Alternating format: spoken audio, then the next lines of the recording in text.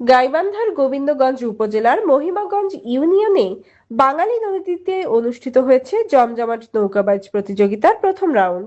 শনিবার বিকেল 4:30টার দিকে বাঙালি নদীতে আয়োজিত এই নৌকাবাজ দেখতে নদীর দুপারে ভিড় করেন বিপুল সংখ্যক দর্শনার্থী ও স্থানীয় এলাকাবাসী। প্রথম রাউন্ডে 4টি নৌকা দুটি গ্রুপে অংশ নেয়। প্রতিযোগিতায় অংশগ্রহণকারী নৌকাগুলো হলো পাঁচপুর একতা এক্সপ্রেস, 9 নম্বরের নয়নমণি, গাড়ামারা এক্সপ্রেস ও দয়ালের তরী।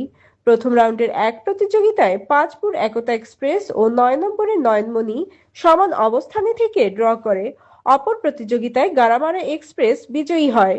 অনুষ্ঠানে প্রধান অতিথি হিসেবে উপস্থিত ছিলেন মহিমাগঞ্জ ইউনিয়ন বিএনপির সভাপতি মোহাম্মদ আবু সুফিয়ান সুজা, মহিমাগঞ্জ রাজনৈতিক থানা ছাত্রদলের আহ্বায়ক মোফাজ্জল হোসেন মৃধা, সংশ্লিষ্ট ওয়ার্ডের মেম্বার আবু মিয়া সহ স্থানীয় সুধীজন, এলাকাবাসী ও দর্শনার্থীরাও উপস্থিত ছিলেন।